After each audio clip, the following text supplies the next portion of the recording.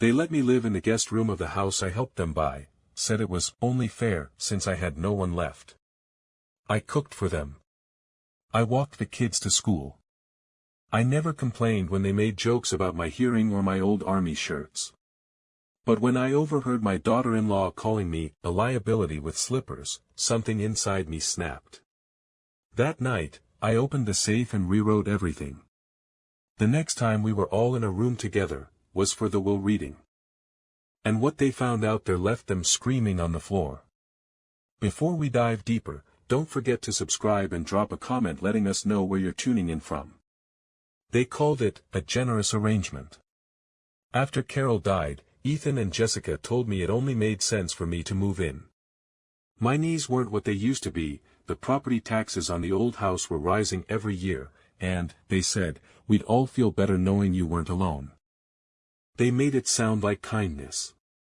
Like I was being welcomed.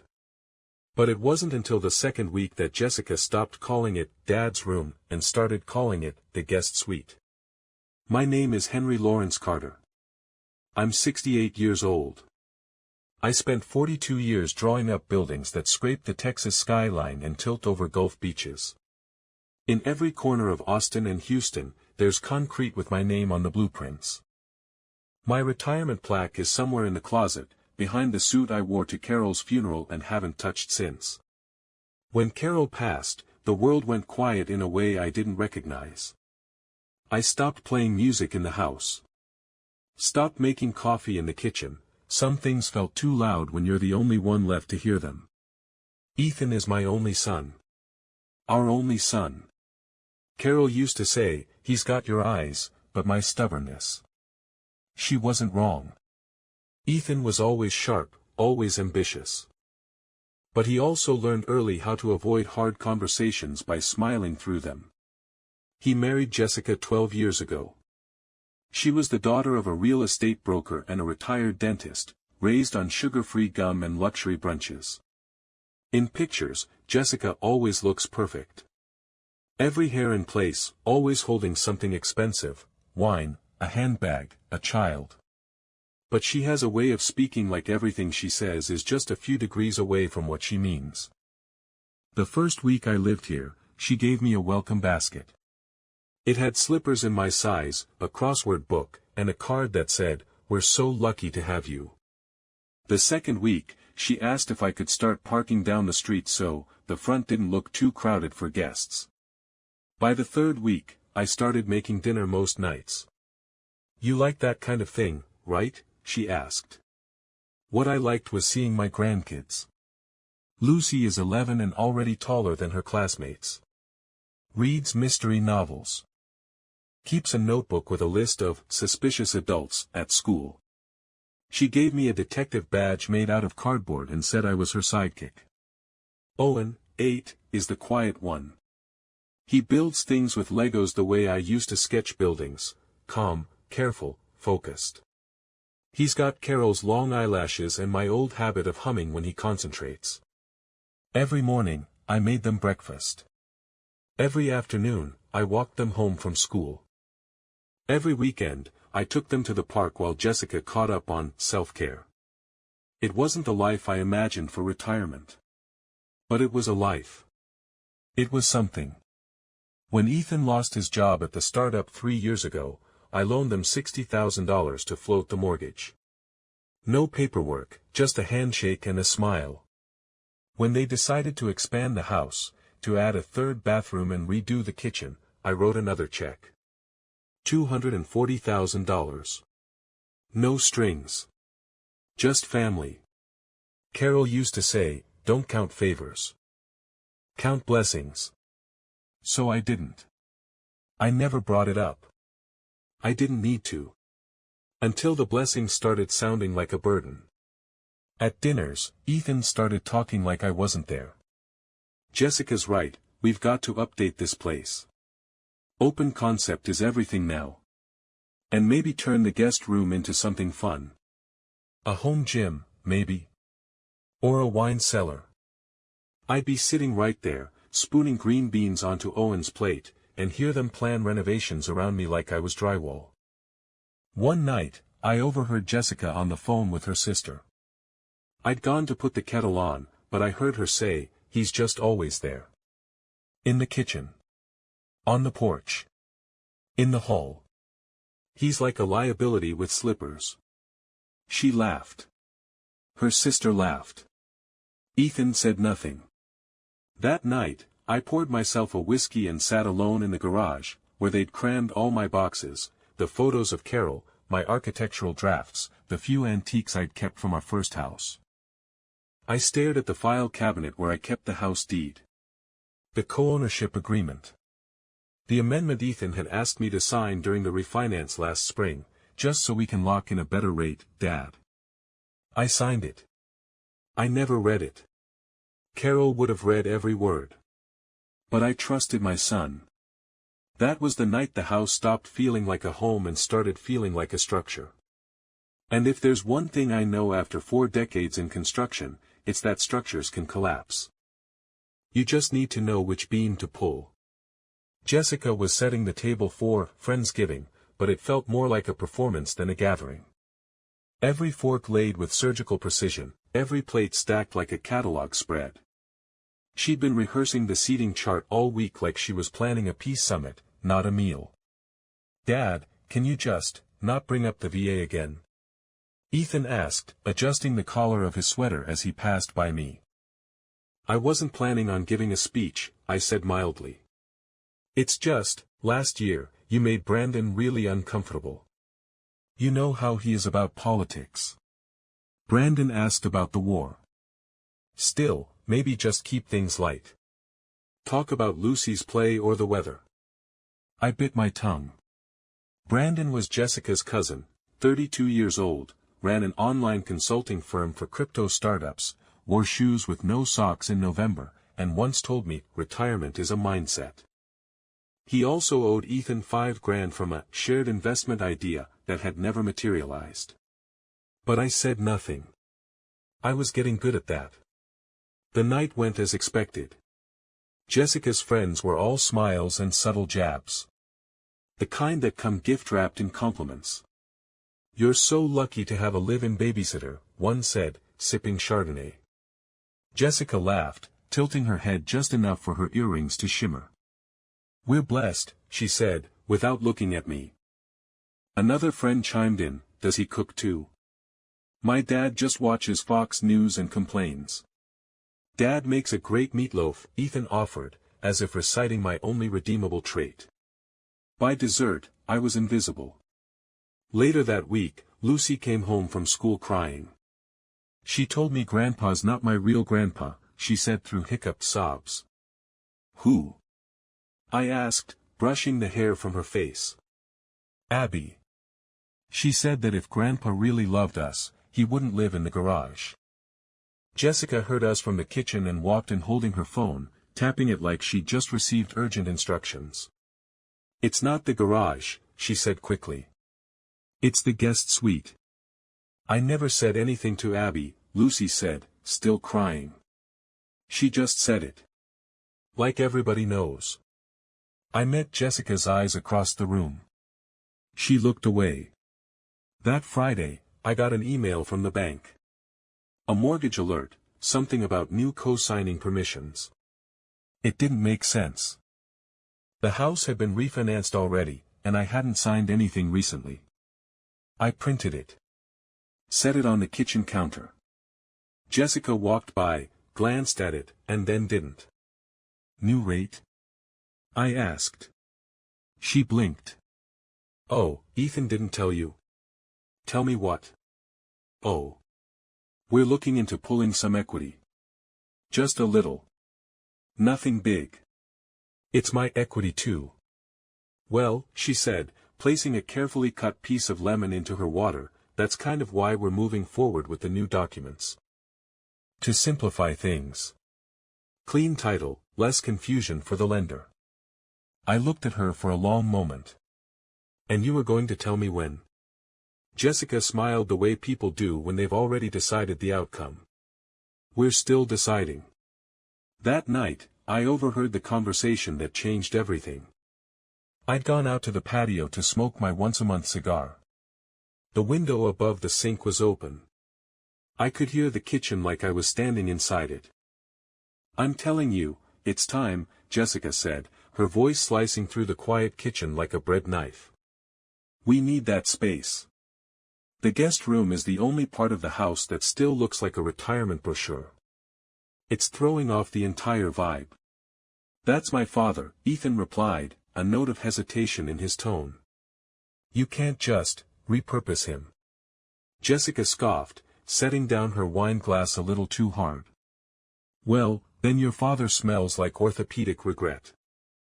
"Seriously, Ethan, he leaves his compression socks hanging over the towel rack. Lucy's friends were over last week and thought we were caring for a hospice patient." There was a pause. Chairs shifted. Silverware clinked against plates. Ethan exhaled. "I don't want to make him feel like we're kicking him out." Jessica's laugh was soft, almost pitying.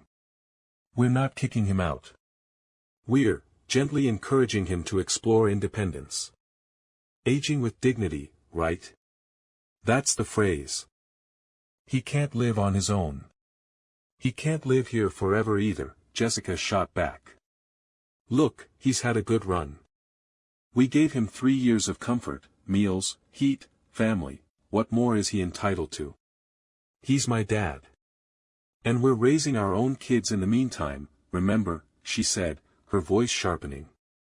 "This house was meant to be a fresh start for us, not a nursing home annex." More silence. Then Ethan, weakly, "He still helps a lot. Picks up the kids. Pays for Owen's tutoring." Jessica rolled her eyes. "And? You think that excuses the fact that he's always hovering? Always offering suggestions about the kitchen layout, or how we're managing our finances? I swear, the man treats our budget like a blueprint. He's trying to help." "No, Ethan, he's trying to maintain control. It's psychological. They do that when they get old. They cling to anything that makes them feel useful, and then you end up stuck playing emotional hospice nurse while your real life passes you by." "I don't know." Jessica didn't let him finish. "There's that assisted living place near Barton Hills. The one with the koi pond and the piano lounge. It's gorgeous. They even have Tai Chi on Wednesdays." Ethan shifted again. "He'll never agree to that." "He won't have to," she said, her voice now soft, calculated. "We'll make it look like it's for his own good. A place with people his age, activities, no more stairs, no more being underfoot. We spin it right, he might even think it was his idea." Another long pause. Chairs creaked. Water ran. Jessica continued, almost as an afterthought, "I already scheduled a tour. Next Thursday. Just a little look. We'll tell him after the holidays." She poured herself another glass, humming to herself. "That was when my cigar went out in my hand. I didn't move. Not for a long time. The smoke from my cigar curled into nothing, forgotten between my fingers. My knees ached from the chill, but my chest felt heavier than any winter wind. I sat in a patio chair, alone, ignored, discarded, watching my reflection warp in the dark window like a ghost pressed against the glass. 3 years. 3 years since I sold the house Carol and I built together. 3 years of giving up privacy, of squeezing myself into a converted guest room that used to store wrapping paper and broken IKEA furniture. 3 years of quietly covering shortfalls, smiling through discomfort, and pretending I didn't notice when Jessica handed me a separate dinner plate like I was the family dog. And now, they were scheduling tours behind my back. "Explore independence," she said. Like I was an old tractor rusting in the barn. I leaned forward and rubbed my hands together, trying to summon warmth. But it wasn't the cold that got me, it was the precision. Jessica didn't just want me gone. She wanted to erase me quietly, without the inconvenience of guilt. My eyes drifted to the upstairs windows. Lucy's nightlight glowed behind the curtains. She always kept it on, even at 11, said it helped her dreams stay soft. That room used to be the playroom. Carol helped paint it, little blue clouds against a cream ceiling. Now it belonged to a granddaughter who might grow up thinking her grandfather was nothing more than a temporary guest. I stood slowly, my knees stiff, and stepped back toward the patio door. Then I heard them again. Not Ethan and Jessica, this time it was Ethan and someone on speakerphone. His voice was low, tired. I paused, standing just outside the half-open door. I just don't know how much longer we can keep floating this, he was saying. A man replied. You've got equity in the house. Pull from that. Ethan exhaled. We already did. We're stretched to the ceiling. I've got 2 credit cards near max, and Jessica's car lease is due for renewal. The school wants early payment for Owen's second term.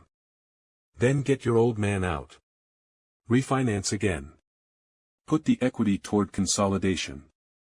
I'd need his permission for that, Ethan muttered. He's still technically a co-owner.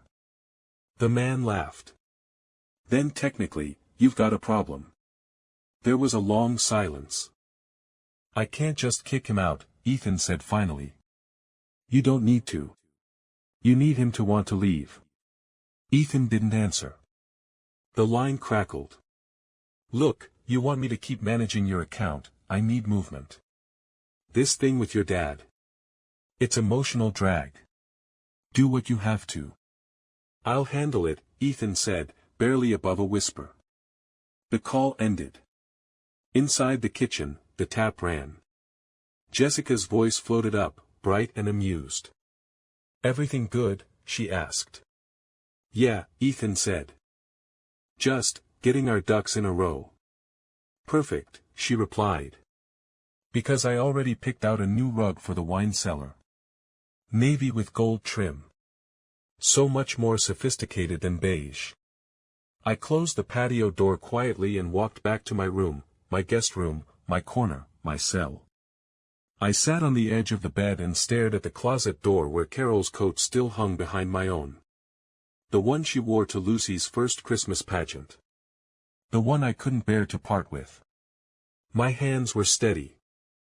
My jaw, clenched. I didn't cry. I didn't rage. But in my chest, something shifted, hard, deliberate, like the click of a blueprint locking into place. I didn't sleep that night. Instead, I sat at the small desk by the window, watching the street lamp paint long shadows across the front lawn. The neighborhood was quiet, cloaked in the false peace of midnight. I could hear the soft hum of the refrigerator from the kitchen, the ticking of the thermostat kicking on, and, faintly, Jessica's laugh upstairs. My eyes drifted to the photo frame near the desk lamp. Carol and I, 36 years ago, standing in front of our first house in El Paso. I had a mustache then, thick and terrible, and she wore a green dress with sunflowers that matched her laugh. We looked tired in the photo. Poor, too. But we were smiling like we owned the whole damn sky. I ran my finger across the glass. We'd had nothing but each other, 2 lawn chairs, and a toolbox. She taught 3rd grade. I sketched strip malls and dental clinics for small-town architects until someone noticed I could handle more than utility layouts. We had Ethan 3 years in. Carol cried when we brought him home because his hands were so small, she thought they'd break if she swaddled him too tightly. He had colic. Screamed for hours. I used to take him on midnight drives just to let Carol sleep. Put him in the back seat, crank up the lullaby cassette, and drive up and down neighborhood streets until he passed out. Sometimes I'd park a block from home and just sit there in silence, engine running, a half cup of cold coffee in the console. Not thinking. Just, sitting. Feeling like I'd built something worth staying in. I remembered one of those nights. I came home late, Ethan asleep in my arms, and Carol met me at the door wearing that same green dress. The hem was torn. She'd been trying to fix the leaky faucet while I was gone and slipped. Said, "This house is falling apart." I said, "So are we. But we're still holding each other up." She kissed me like we had the rest of the world to ourselves. That was what love was. Not wine clubs.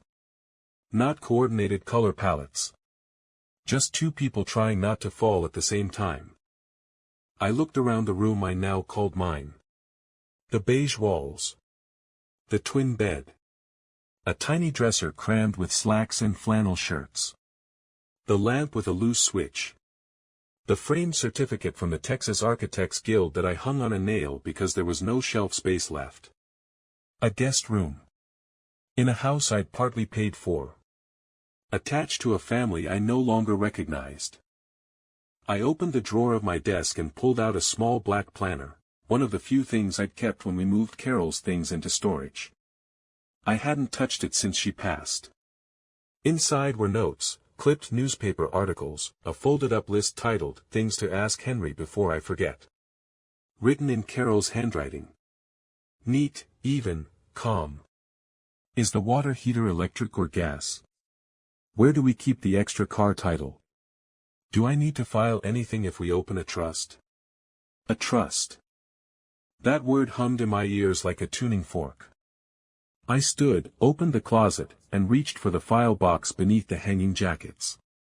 It was dusty, filled with papers I told myself I'd never need again. But now I was thinking clearly. I didn't open the file box right away. Instead, I sat back down on the bed, planner in hand, and flipped to the last page where Carol had doodled a tiny sun in the corner, beside a grocery list. It was the kind of thing she always did, little hearts in the margins, jokes scribbled between reminders, like love notes hidden in the paperwork of life. A slip of old photo paper fell from the back cover and landed at my feet. I picked it up slowly. It was the day we bought Ethan his first bike. He must have been 6 or 7, skinny as a broomstick and missing one of his front teeth. The bike was red with training wheels, a plastic horn, and streamers Carol had insisted on tying to the handlebars. I could see myself crouched beside him in the photo, one hand steadying the seat, the other raised like I was waving to whoever took the picture. Carol, no doubt. She always caught the moments between moments. I remembered that afternoon. Ethan had fallen 5 times in 20 minutes, scraping his knees and knocking the horn loose. But every time he fell, he got back up. At one point, he stood there with blood running down his shin and asked, "Did I mess up too much, Dad?" I knelt beside him, wiped the dirt from his hands, and said, "You don't mess up until you stop trying." He nodded like that meant something. And then he got on again. He rode half the length of the block before the wobble got him. I ran after him every time. Now that same boy, the one I carried bleeding and crying in my arms, was planning to hand me off like I was a check he couldn't cash. I set the photo down gently and stood. The air felt different now. Not angry. Not even bitter. Just cold. Clean. Like the moment before a foundation is laid. I opened the file box and pulled out the folder marked Carter Residence, 2019 purchase. Every page inside was neatly tabbed, loan documents, bank transfers, co-ownership agreements, and my favorite, the refinance amendment Ethan had rushed me to sign last spring. Carol would have made me read it 3 times. I didn't even skim it. But I read it now. And when I got to page 4, section 9, joint equity redistribution, I nearly laughed. Jessica had typed the clause. Probably on her MacBook, sipping tea, thinking herself clever. It essentially said that should I voluntarily vacate the property for 90 consecutive days, my portion of the equity could be bought out at a pre-assigned rate, far below current value. It was dressed in legal politeness. But I recognized what it was, a legal booby trap designed to exploit any weakness they assumed I'd eventually display. They wanted me gone long enough for that clause to activate. The Barton Hills tour wasn't about comfort. It was about the clock. I flipped back to the original deed. My name was still on the title. The house had been partially funded from the sale of Carol's and my home, $240,000 wired straight from the escrow account bearing both our names. Which meant Ethan and Jessica hadn't built this place. They were tenants of my generosity. Tenants could be evicted. The next morning, I made pancakes, Owen's favorite, with chocolate chips in the shape of a smile. Jessica was out early for a Pilates thing. Lucy was watching cartoons, Owen reading from his Minecraft guidebook like it was the Constitution. Ethan stumbled in wearing pajama pants and rubbing sleep from his eyes. "Hey, Dad." "Morning," I said. "Coffee's hot. You still take 2 sugars." He blinked, surprised. Yeah. Thanks." I poured him a mug and handed it over like it was any other day. He took a long sip, eyeing me sideways.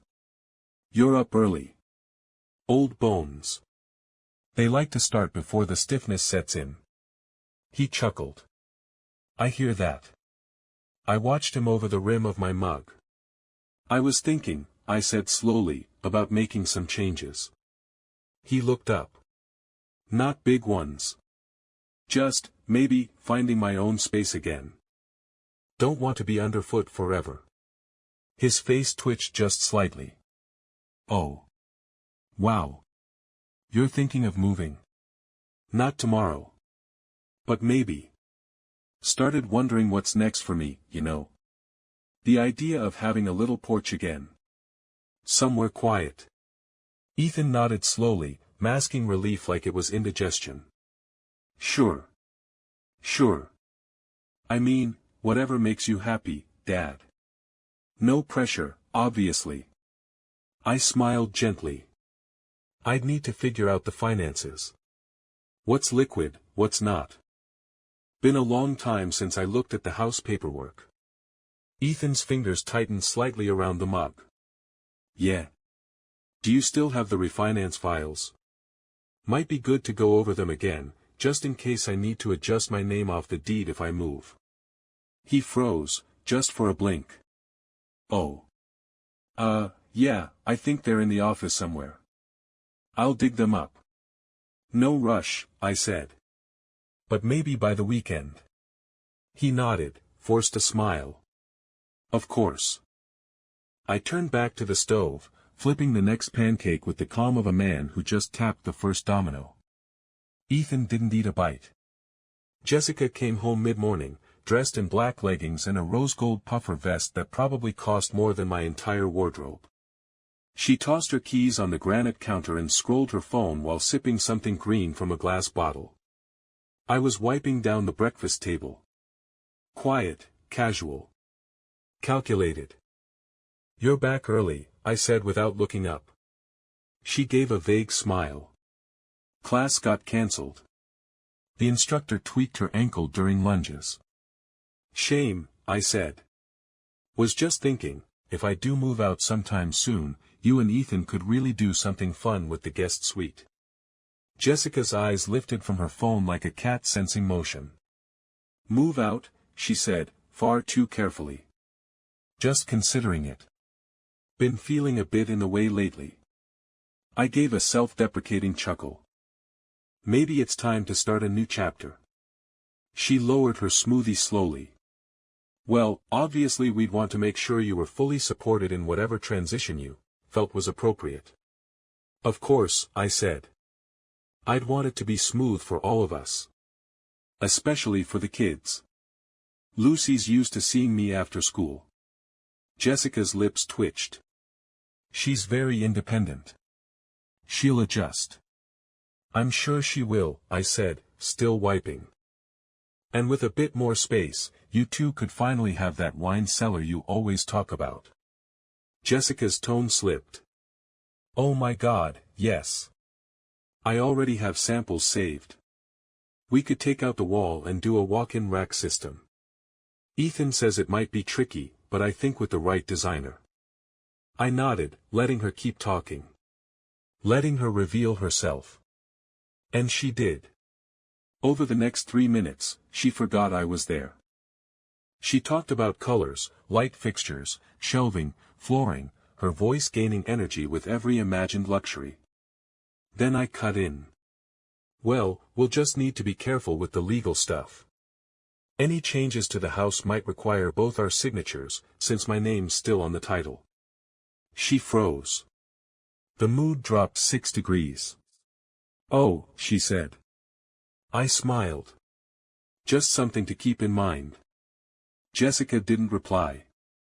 Her smoothie suddenly became fascinating again. That evening, I pretended to fall asleep early.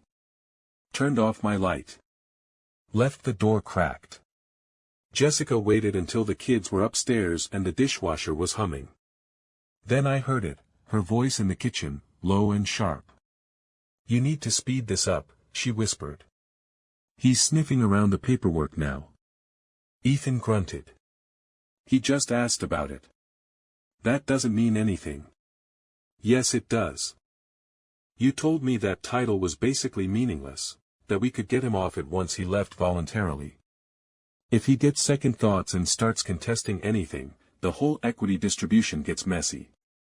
Pause. And he brought up signatures today, she added. Signatures. That's not small talk, Ethan. That's him laying landmines. I pressed myself against the wall near the crack in the door, heart steady, breath shallow. Ethan sighed. Okay. Okay. We'll bring up the Barton Hills tour this weekend. Make it sound like a soft option. Then I'll float the idea of renting him a condo. Somewhere manageable. Small. Something to make him feel independent. And what if he says no?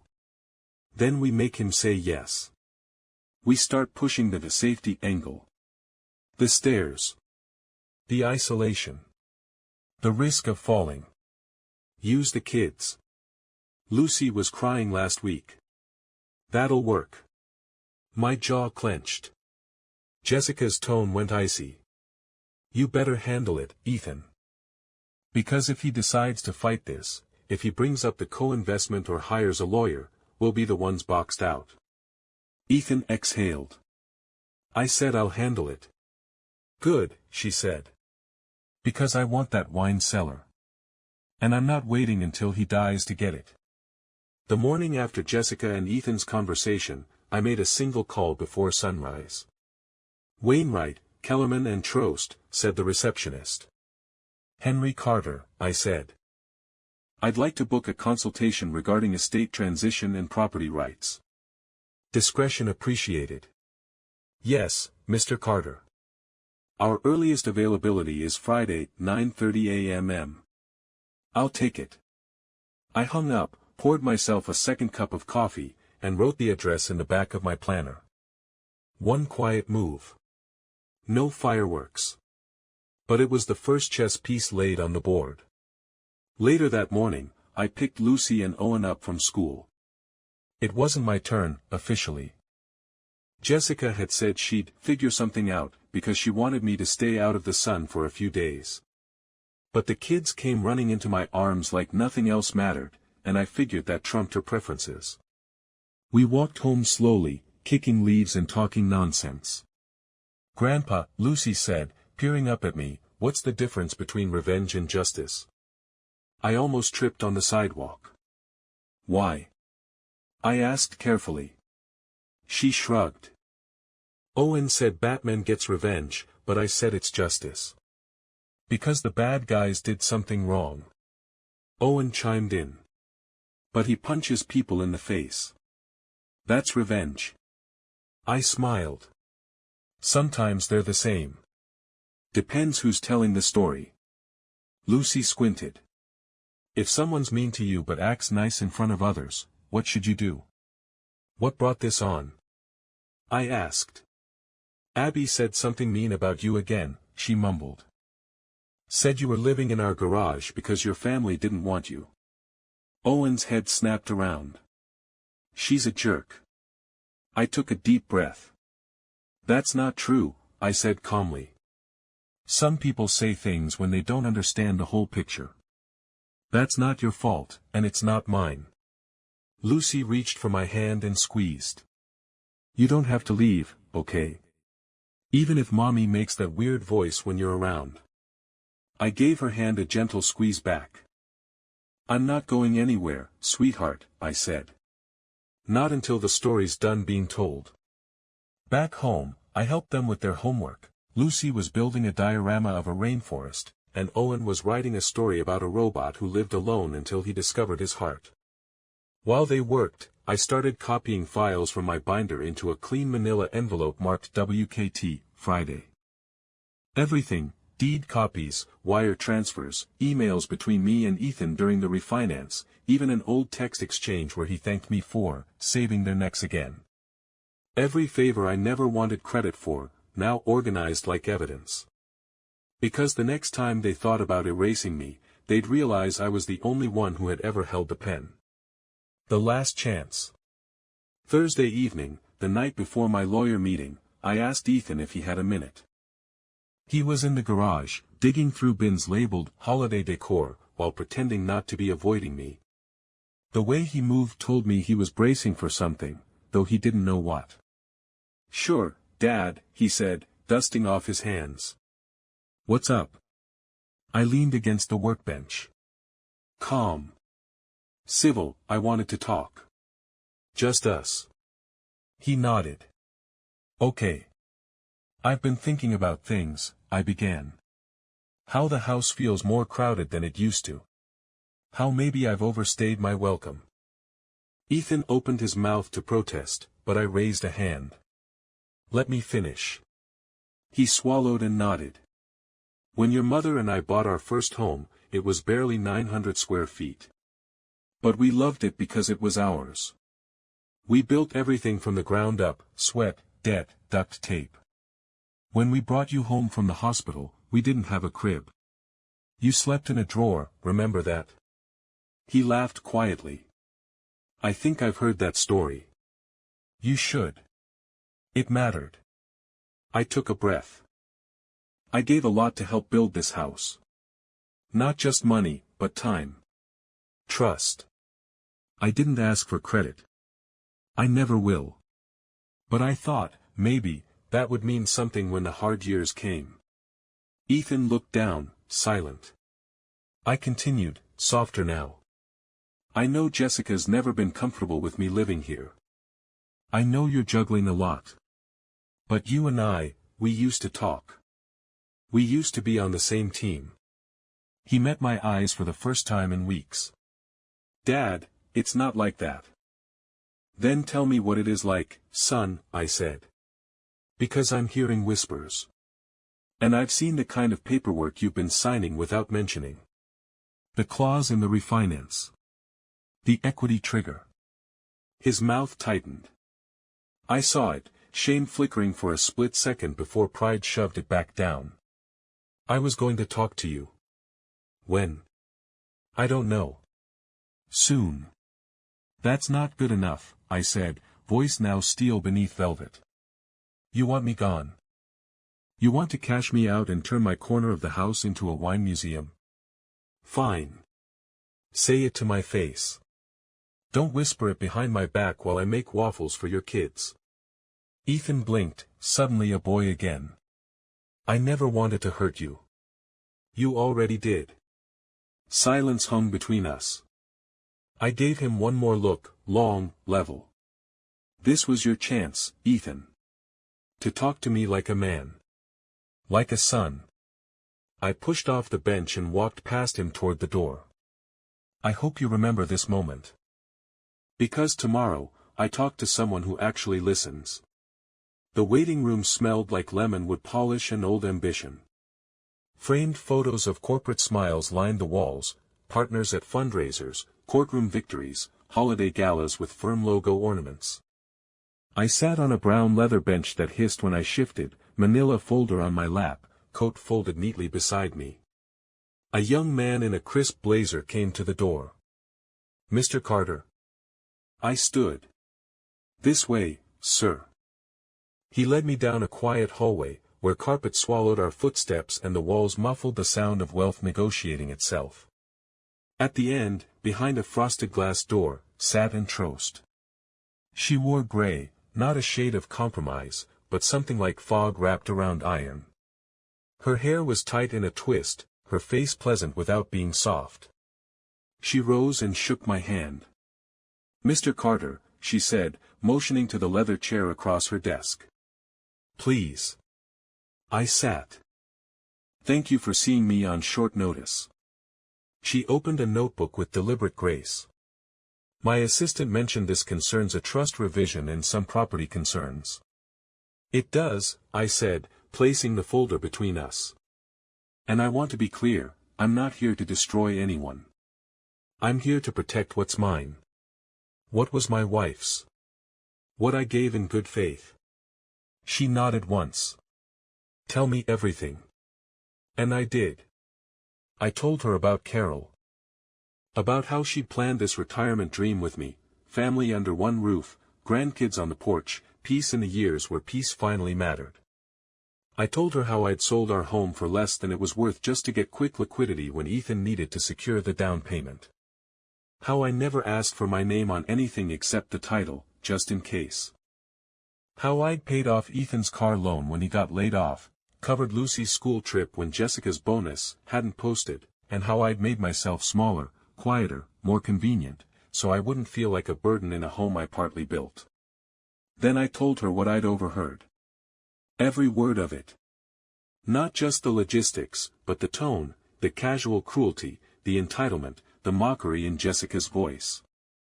The way Ethan folded like paper when asked to stand up for the man who raised him. I told her about the clause in the refinance papers. How I'd signed without question because Ethan said it was for a better rate. I told her I'd dug it up, read it, and understood what it meant.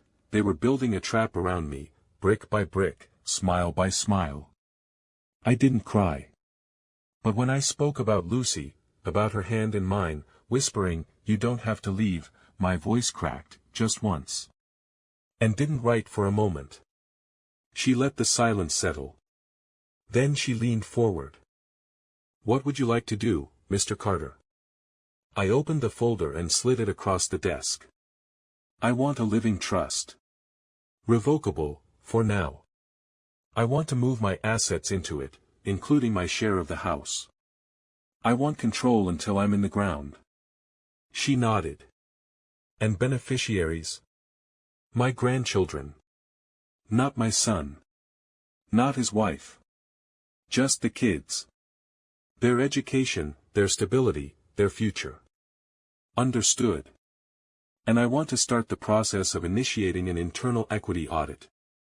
I want it formalized that I've contributed nearly half the total value of that home. I've got the transfers and emails.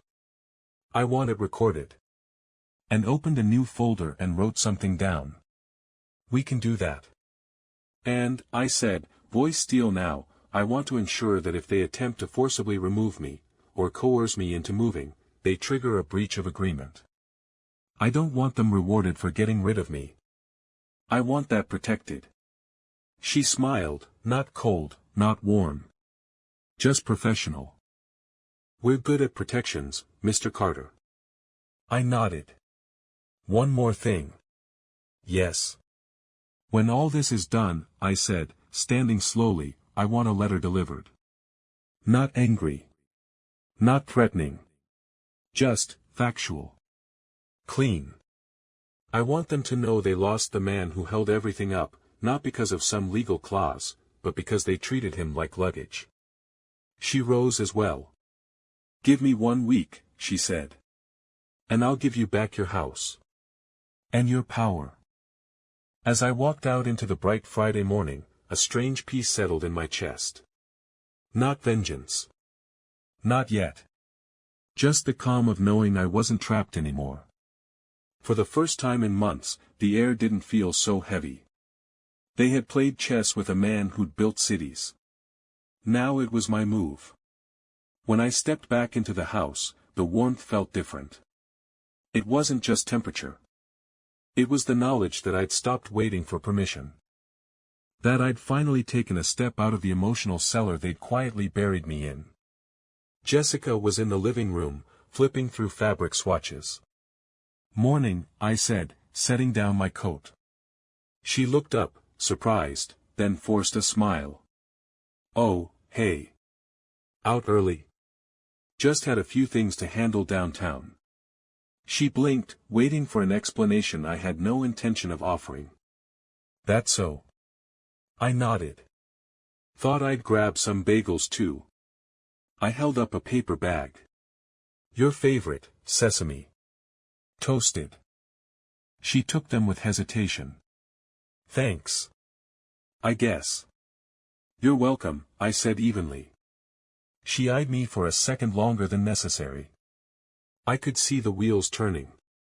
Something about me was off, and she couldn't place it. That was good. That meant I was ahead. Upstairs, Lucy was sprawled across the floor with glue sticks and glitter.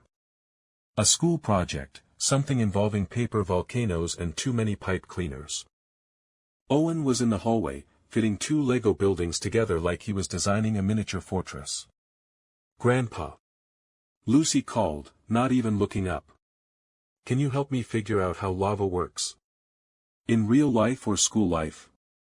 I asked. School, she said. Real lava just burns everything. Smart girl, I murmured, kneeling beside her. We worked on the model for a while, glue sticking to my fingers, glitter getting in my sleeves. I didn't care. These were the hours I kept buried in my chest like treasure, simple, chaotic, pure. At one point, Lucy leaned over and whispered, "Are you mad at Mommy?" I paused. Why would you think that? She talks weird when you're around. Like she's pretending to be nice. I gave her a half smile. Sometimes grown-ups say less when they're actually thinking more. Owen peeked in from the doorway. Are we gonna move? No, I said firmly. Nobody's moving. Not right now. Lucy frowned. What about later? I set the glue stick down and looked at both of them. Let me tell you something, I said, quiet and steady. When I was your age, my grandfather told me that family isn't just blood. It's who shows up when it's inconvenient. Who stays when things get hard. You understand? They both nodded. I'm here, I continued.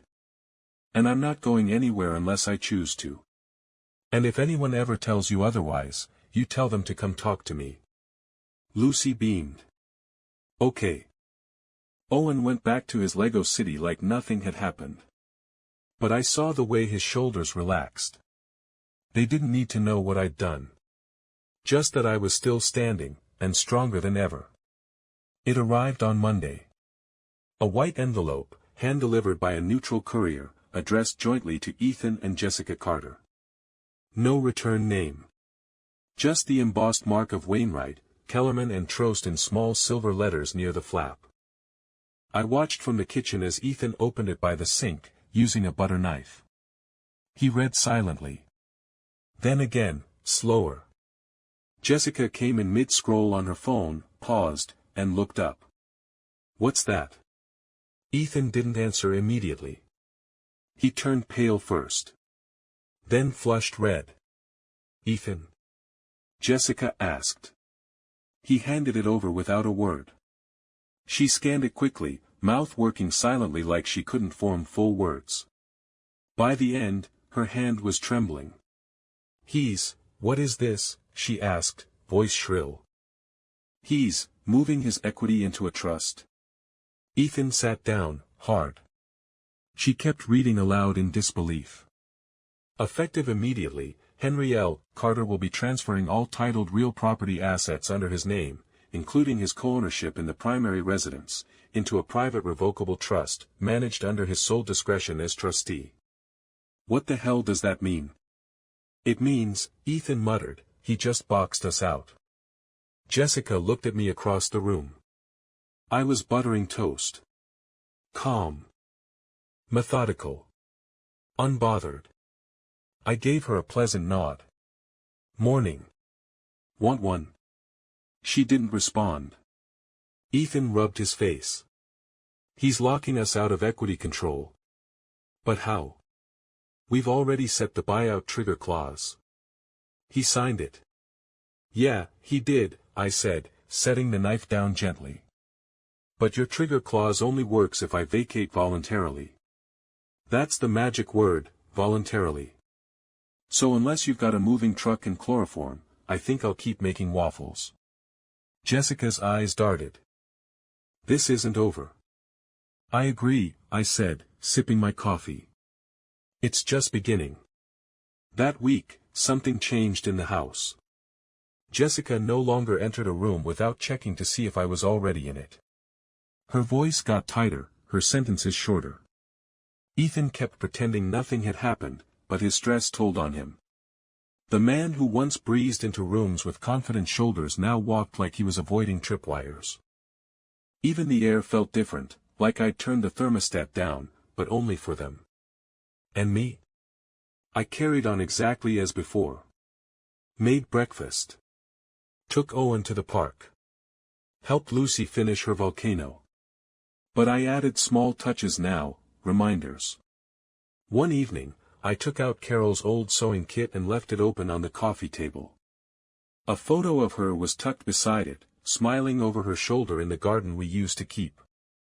Jessica saw it, looked away, said nothing. Another day, I sat at the dining table with my architectural portfolio spread out. Pages of building designs, signed contracts, photos of structures I helped build, churches, libraries, entire downtown plazas. Lucy asked, "Did you do all that?" I said, "Yes, I did." Jessica walked past with a laundry basket, slowing slightly as she caught the images. Skyscrapers, etched in graphite. Awards from the State Association. A lifetime in ink and effort. She didn't say a word. But her eyes shifted. At dinner, I decided to press just slightly further. "Ethan," I said, passing him the salt, "remember that summer you worked with me?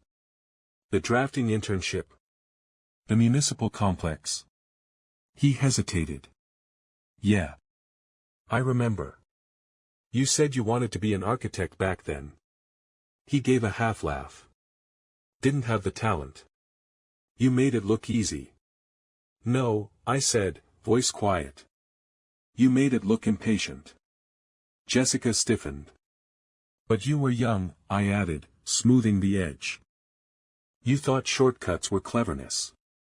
That saving time meant making progress." He didn't respond.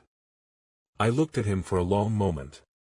Sometimes, the people who build the house still know more than the ones who live in it. He nodded faintly. Jessica didn't finish her plate. 2 days after the letter arrived, the house turned colder, figuratively and literally. Jessica walked around in sweaters and zipped-up fleece, muttering that the thermostat was acting up. I hadn't touched it. But I didn't correct her either. The fridge began accumulating healthy meals nobody touched. The wine bottles stopped disappearing so fast. And for the first time since I moved in, the house fell quiet in the evening, not peaceful, but strained. Like everyone was waiting for someone else to speak first. Then came the escalation. It began with a polite knock on my door. Ethan stood there, holding 2 mugs of tea. The same way I used to bring him warm milk when he was sick at 8. "Can we talk?" I nodded, let him in. He sat awkwardly in the desk chair while I sat on the edge of the bed. He handed me a mug like it was an offering. Chamomile. No sugar. "So, this whole trust thing." I waited. "It feels a bit formal. Like we're heading into a courtroom and we're still eating at the same table, you know." I took a sip. "It's not personal, son. It's structural." He winced. "You sound like your old lectures." "That's because this is one." He rubbed the back of his neck. "Look, I'll be honest. Jess is panicking. And yeah, okay, maybe some of the things she said were off. But it's been a hard few years. I lost my job. Her mom's been sick. The mortgage is bleeding us. Anne." He looked up. "And I guess I thought you'd always just keep us afloat." There it was. Naked, raw entitlement. Not hatred. Not scheming. Just the slow rot of comfort turned into expectation. And now that I'm not, I said, you're scrambling. Ethan nodded slowly. I'll make you an offer, he said. You let us buy out your share of the house at the valuation from last year. The original estimate, before the market jumped. I raised an eyebrow. So I leave, you cut me out of 30% of the appreciation, and I get the privilege of paying for my own exile. It's just, cleaner this way. Cleaner for who? I asked. He didn't answer. I set the mug down, untouched. Tell Jessica the offer's declined. I didn't say it was from her. It is. He stood and left without a word. That night, after the kids went to sleep, I heard them in the garage again. I stayed in the hallway, lights off. Close enough to hear. Far enough to disappear if needed. He won't budge, Ethan said. Jessica's voice was sharp. Then we make him budge. He's got the trust locked. Then we go social. We paint the picture, he's slipping. Getting forgetful. Unsafe. The stairs. The stove. The car keys. We push the narrative before he pushes us out of the house entirely. Jess, he still walks Owen to school. So. It's about optics. Not facts. There was a pause. Then she said, we need witnesses. Incidents. The kind of stuff that would make a family court suggest relocation. A wellness check. A lawyer can't fight perception. Ethan was silent. Then, softly, you really want to do that to my dad? I want to not be homeless in 2 years. That good enough? Another pause. Do you think he'd ever really fight dirty? Jessica's reply chilled the air. Look at what he's doing now, and that's him playing nice. Later that night, I lay awake, listening to the house breathe, creaks in the floor, Lucy's occasional cough, Owen's hum as he slept. I thought about Ethan again. The boy who once begged me to build him a tree house with 3 levels and a fireman pole. We spent 2 weekends building it. The damn thing was so over-engineered I joked it could survive a tornado. After we finished, he stayed up there for hours every day that summer, reading, sketching, pretending he was an explorer. Now he was lost in a house he didn't build, with a wife who treated memories like clutter. And all I could think was, maybe the treehouse should have had a 4th level, one for watching what happens when good men forget who helped them climb. Saturday morning, I drove out to a little electronics shop on the edge of town. Nothing fancy. One of those places run by retired tech guys who fix things you didn't know could still be fixed. I paid cash for 2 things, a discreet voice recorder that looked like a USB drive, and a battery-powered nanny cam shaped like a smoke detector. I wasn't planning to spy on them forever, just long enough to catch them setting their own snare. I placed the recorder under the hallway console table. It had a direct line of sight to the kitchen where most of the whispering happened. The nanny cam went inside the decorative vent cover in the garage, aimed at the corner where Ethan and Jessica usually talked when they thought the kids were upstairs. Then I waited. But not idly. That afternoon, Owen and Lucy were building with Legos again. This time it wasn't a city. It was a tower. Who lives at the top? I asked. Me, Lucy said. I'm the queen. And Owen is my knight. And you're the, she paused, trying to decide. The builder, Owen finished. He made the whole thing. Lucy smiled. And you protect it too. That's a lot of jobs, I said. Good, Lucy said. You're strong. She picked up a block, hesitated, then looked at me seriously. Grandpa? If people say things about you that aren't true, like you're too old or you don't know stuff, that's bad, right? I nodded slowly. It's wrong. But sometimes people say things when they're scared. Scared of what? Of not being in control, I said. Or of being seen for what they really are. Owen added, like bullies. Exactly. Lucy set down the Lego block and scooted closer to me on the rug. If anyone ever says something mean about you, she whispered, can I yell at them? I smiled. No yelling, sweetheart. But you can tell them they're wrong. And then I'll tell Mommy you're the best builder ever, she said, with finality. My throat tightened. They didn't need convincing. They didn't need strategy.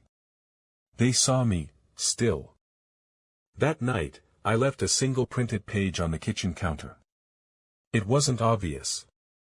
Just a faux care home brochure, Barton Hills Senior Village, with a handwritten note in the margin that read. Think this is where he said they booked the tour. I didn't write it. Jessica did.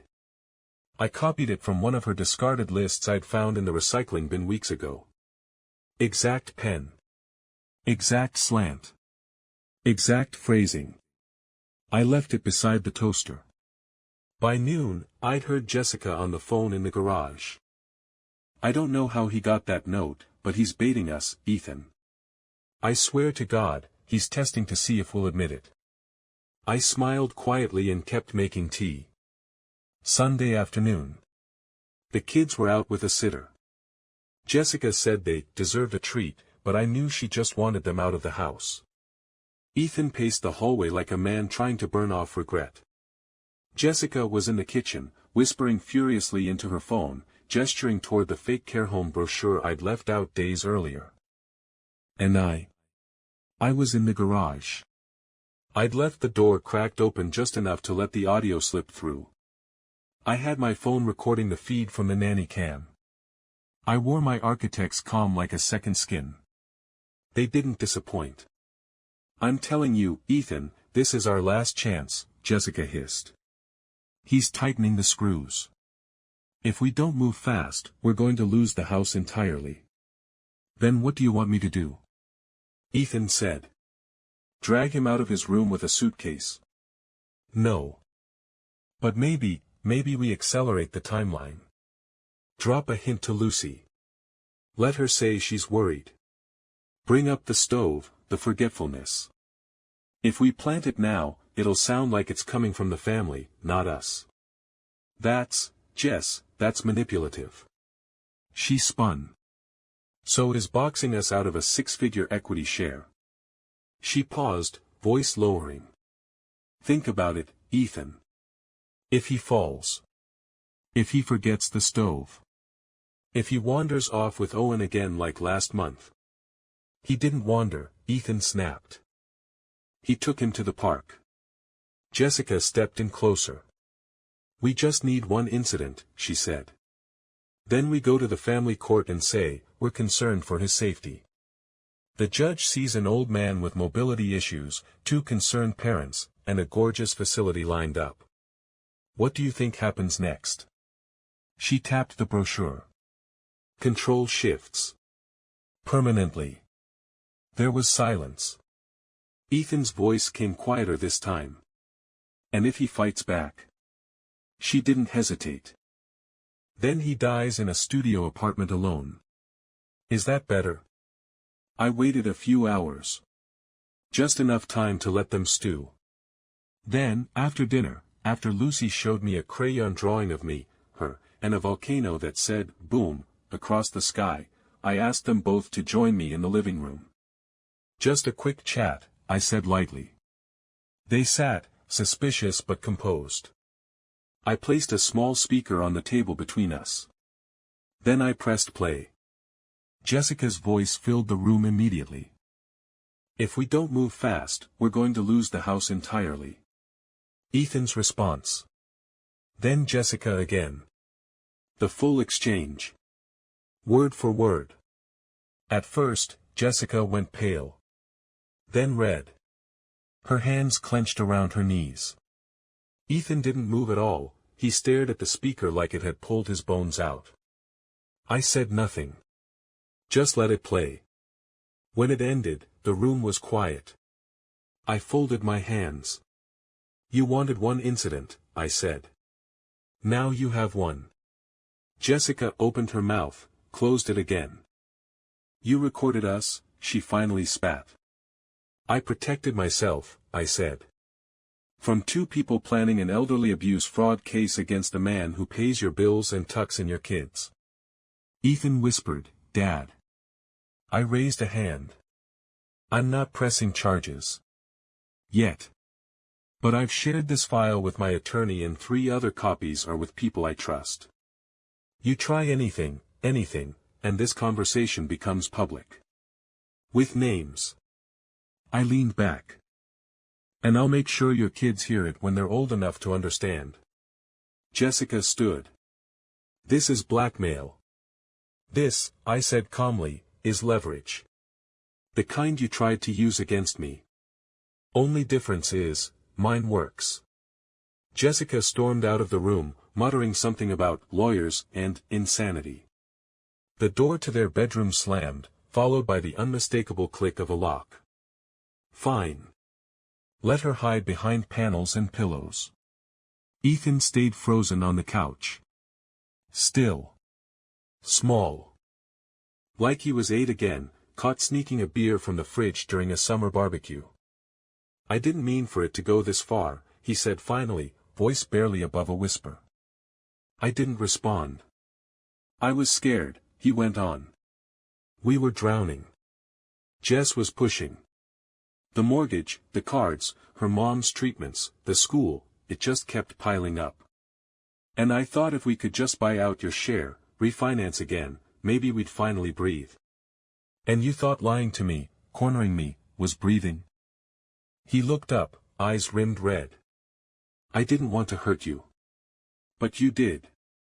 He flinched. There was a long silence. Then I stood and crossed to the mantel. Took down a framed photo, Carol, Ethan, and me at his college graduation. We looked tired. Poor again. But proud.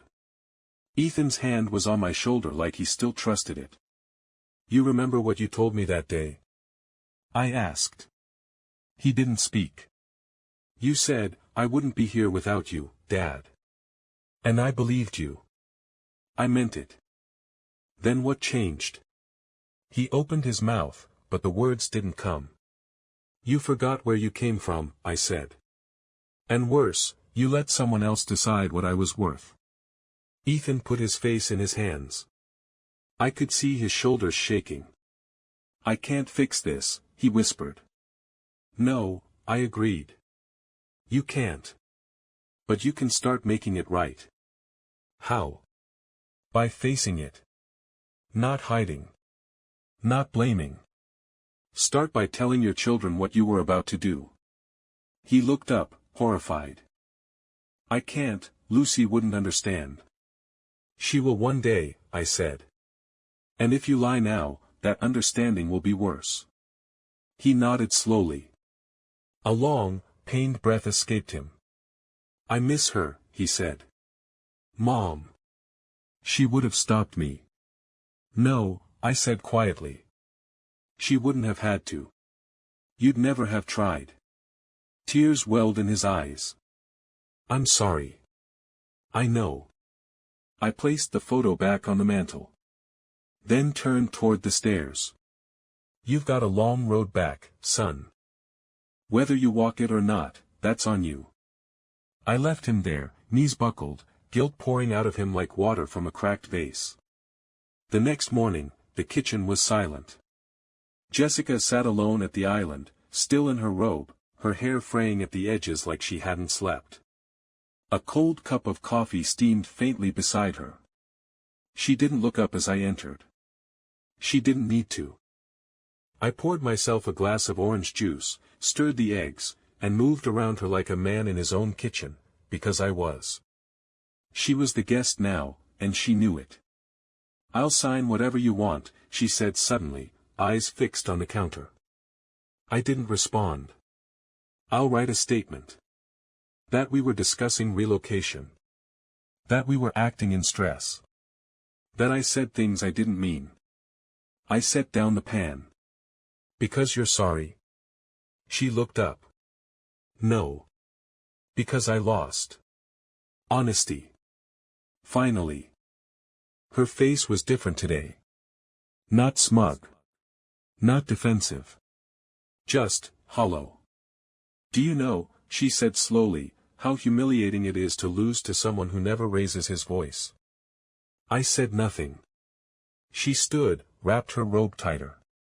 I married Ethan because he was solid. Because he wasn't dramatic. Because I thought I could build something on him. But he's still soft inside. Still wants his daddy's approval. Her voice cracked, more out of exhaustion than sadness. You're not even trying to make me feel bad, she said. That's what makes this worse. You're just standing there, letting me come apart. I gave you a chance to treat me like a person, I said. You treated me like clutter. She nodded, eyes glassy. You've won, she said, voice low. This wasn't a game. Maybe not to you. She picked up her cold coffee, turned to go. Then she stopped in the doorway. You're not the kind of man I ever understood. That's your tragedy, I replied. She left the room without another word. That night, Ethan came into my room. No speech. No awkward phrasing. Just a folded piece of paper. It was a signed equity deferment addendum, handwritten, notarized, and initialed by both of them. I told her we're staying, he said. But under your roof. Your terms. He met my eyes. I told her this time, she doesn't get to win by being louder. I nodded. Good. Lucy and Owen are what matter now. And, rebuilding whatever I've got left with you. I took the paper, folded it, and placed it in my drawer. I'm not your enemy, son, I said. I know, he whispered. I just forgot. 1 week later, the house felt warmer. Not because of the thermostat, though Jessica had stopped muttering about it, but because something had lifted. The silence that once settled like frost was gone. Replaced by a kind of reverent calm, like the walls themselves knew who kept them standing. Lucy was in the backyard, working on a chalk mural. Volcanoes, stars, and stick figures. Owen was helping, though mostly by throwing colored dust at the dog. I stepped out with lemonade and an old flannel shirt slung over my shoulder. Grandpa!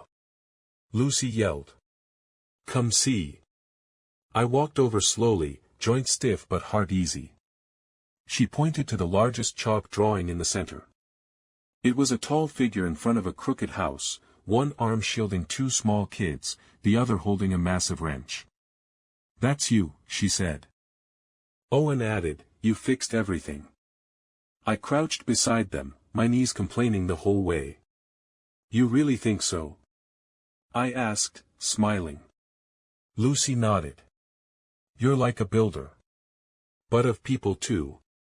Owen tapped his temple. Smart guys don't yell. They just make better plans. I laughed, a real one. The kind I hadn't let out in months.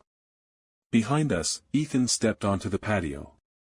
No words, just a nod. He didn't need to say anything. For once, he knew when silence mattered. Jessica didn't come out. That was fine. Some people only understand consequence. And some lessons take longer to root. But Lucy and Owen. They got it. They saw it. They saw me. Not as clutter. Not as liability. Not as an old man in the way of their lives. But as the man who held the blueprint. Who never stopped building, even when the house forgot him. As the sun dipped low behind the trees, painting the backyard in long shadows and golden light, Lucy leaned against my shoulder and whispered, You'll always live here, right? I looked at her, not just at her now, but at who she might become. Strong. Sharp. Brave. I already do, I said, tapping my chest. She smiled, wide and full of trust. And in that moment, I didn't feel old. I felt rooted. Like the foundation beneath it all. Like home. Hello everyone, and thank you for watching. I truly hope you enjoyed listening to the story as much as I enjoyed creating it.